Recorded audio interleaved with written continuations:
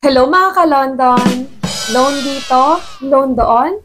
Panibagong araw, panibagong online loan application na naman syempre ang ating re-reviewin. Kaya tara, samahan niyo akong alamin kung ito na ba ang magiging solusyon sa pera, problema natin.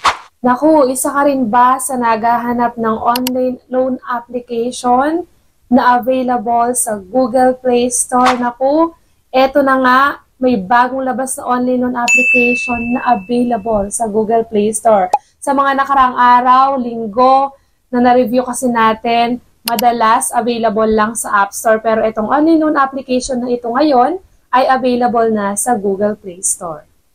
Araw-araw nga tayo maghahanap ng mga online loan application na baka sakaling makatulong sa atin, syempre sa oras ng pangangailangan.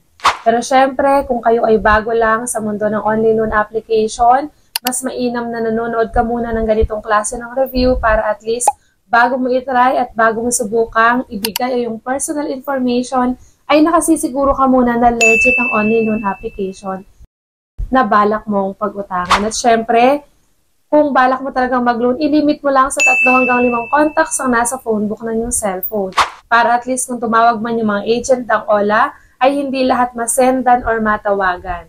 Mas mainam nang nagdodoble ingat tayo dahil mahirap na, marami nang naloko yung mga online loan application na yan, kaya huwag mong hayaang maging isa ka pa sa kanila. Pero syempre, bago tayo dumako sa ating review ngayong araw, gusto mo ba ng instant cash? Yes, tama ka na naman ang narinig. Tayo ay namimigay ng instant GCash giveaway sa maswerteng mapipili. Ano lang ba ang dapat mong gawin? I-like lang ang ating video at huwag kalimutang mag-comment sa comment section dahil dyan ko pipiliin ang swerteng mananalo. Nanonood ka lang, may chance ka pang manalo ng cash. So ano pang hinihintay mo? I-like na ang video at mag-comment na sa ating comment section. And syempre, huwag na nating pahabain masyadong intro. Alam ko, excited na kayo, lalo na yung mga Android users dyan. Dahil itong online loan application na ito ay pwede nyong ma-download. So ito nga ay si Pocket Cash. Under siya ni eLending Lending Incorporation. At dito nga kay Pocket Cash ay pwede ka daw mag-loan up to 50,000 pesos for first-time user. Medyo mataas ang ipinapangakong credit limit nito ni Pocket Cash. So yan ay isa sa mga aalamin natin. At dito nga ay pwede kang mag-loan basta ikaw ay 18 years old and above at isang Filipino citizen. And bukod nga sa 50,000 daw na credit limit for first-time user, ang loan term daw neto ni Pocket Cash is mula 61 days up to 360 days. So halos isang taon talaga daw. So check natin kung totoo ba talaga itong ipinapangako niya. Lalo na isa sa mga tinitingnan natin para masabi nating legit ang isang online loan application. Ang ilan sa mga chinecheck natin, una na dyan ay yung credit limit, kung magkano bang ibinibigay. Syempre yung ibabawas or yung interest or kung ano man yung mababawas dyan. At syempre, yung loan term. At dahil bago nga ito si Pocket Cash, wala pa siyang masyadong review. Kaya naman ako muna ang magta-try. Wag niyo munang ida-download. Syempre, panoorin niyo muna yung video na to hanggang dulo. At pag nalaman yung legit talaga siya, at saka na lang kayo mag-try. Pero syempre, hindi ko naman kayo hinihikayat na mag-loan. Ang purpose lang ng loan natin or ng review na ito is para bigyan kayo ng idea kung ano ba talagang ino-offer nito. And dito nga kay Pocket Cash, nakalagay dito, borrow up to 50,000 pesos with a daily interest rate of 0.05%. Hindi siya naiiba sa ibang online loan application na nagpapakita ng kanilang ads. Apply online and complete the form in as fast as 1 minute. Quick approval din daw, in just 5 minutes lang daw ay pwede nang ma-disburse dun sa account mo yung ibinigay sa yung credit limit. And dito kay Pocket Cash, ito yung mga e-wallet na pwedeng pagsenda ng pera. Pwede ang GCash, PayMaya, GrabPay, RD Pawnshop, at mLuier. And SEC-registered din siya. Pero syempre, hindi porket SEC-registered yan is talagang legit na. Kaya nga talagang panoorin muna natin itong video na to. And i-click na agad natin dyan yung apply now. So syempre dito dahil bagong online loan application nga ito is kailangan natin mag-register using our active phone number para syempre makapag-send sila sa atin ng verification code.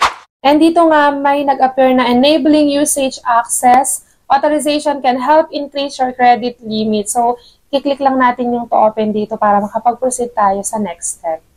And after nga niyan is dito na agad tayo sa mga kailangan nating sagutan sa pag-apply.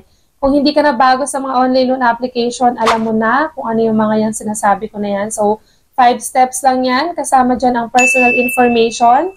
Siyempre, hindi mawawala yung authentication kung anong ID yung mga pwede dito sa online application na ito. And then, kasama din yung work information. Sa work information, siyempre, kasama dyan ang company name, company address. Kasama din dyan yung monthly salary. Madalas kasi dyan sila nagbabase kung magkano ba siguro ibibigay sa ating credit limit. And then yung payday, hindi naman kailangan magbigay dito ng other documents kagaya ng payslip. So hindi naman kailangan. And then of course, kasama din dito yung contact reference. And then kung saan mo ba marireceive yung amount na niloan mo. Dito sa contact reference, kailangan lang makapagbigay ng 3. So mas konti ito. Iba kasi 5 ang kailangan nating ibigay. So, dito kailangan mo lang ilagay kung kaano-ano mo ba yung binigay mong contact reference or yung inilagay mong contact reference. Make sure lang na alam nila na nalilagay mo sila as na contact reference sa paglo-loan mo. At saka, mas maganda din kung kamag-anak na lang or close friend para at least kung tumawag man yung mga agent ng OLA at hindi tayo ma-contact niyan, sigurado sila yung susunod nilang tatawagan. And after niyan, facial verification lang para i-check kung ikaw ba talaga yung naglo-loan or nagamit lang yung ID mo sa paglo-loan. And then yung mga ID na pwede dito, pwede ang postal ID, national ID na electronic, so pwede rin yung electronic, UMID, SSS, passport, driver's license, at PRC.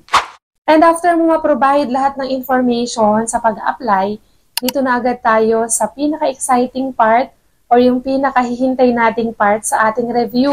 Siyempre, kanina excited tayo dahil mada-download to ng mga Android user. So, magkano nga kaya ang ibinigay sa aking credit limit at magkano ba talaga yung na-receive ko? Dito nga kay Pocket Cash is pwede mag-loan ng mula 1,000 up to 50,000 pesos. Pero ako, na-approvean lang ako ng 2,000 pesos. At yung 2,000 pesos na yan, ang tanong, buo ko ba siyang natanggap? So, dito nga kay Pocket Cash, hindi ko rin buong na-receive yung 2,000 pesos. So, ang nakuha ko lang na amount is 1,340 pesos. So, saan napunta yung nabawas na 660 pesos? So, yun ay napunta sa account management fee na 310 pesos, credit assessment fee na 350 pesos. So, total nun ay 660 pesos. At bukod dyan, ay hindi 2,000 pesos ang ibabalik mo or babayaran mo dahil meron pa siyang interest. And dito nga is nahati sa 6 na pagbabayad pero 1 week pa lang or 7 days pa lang kailangan mo nang bayaran ng buo yung 2,228 pesos. Yes, hindi po 2,000 ang repayment amount kundi 2,228 pesos. Bukod dun sa 660 pesos na ibabawas sa credit limit mo, may additional ka pang babayaran na interest na 228 pesos. So, mahahati yan sa 6 pero nga kagaya ng sinabi ko, unang pagbabayad pa lang is kailangan mo nang bayaran ng buo yung 2,228 pesos. At yan nga ang kabuang loan details nitong si Pocket Cash. So, kung okay sa'yo itong si Pocket Cash, nasa iyo na ang desisyon kung itutuloy mo pa rin ang paglo-loan sa online loan application na ito. At kung gusto mo nga manalo sa ating pag-cash giveaway, huwag mong kalimutan i-like ang ating video at mag-comment sa comment section para sa chance-ang manalo. Dito na nga natatapos ang ating review ngayong araw. Hanggang sa muli mga ka-London! Bye-bye!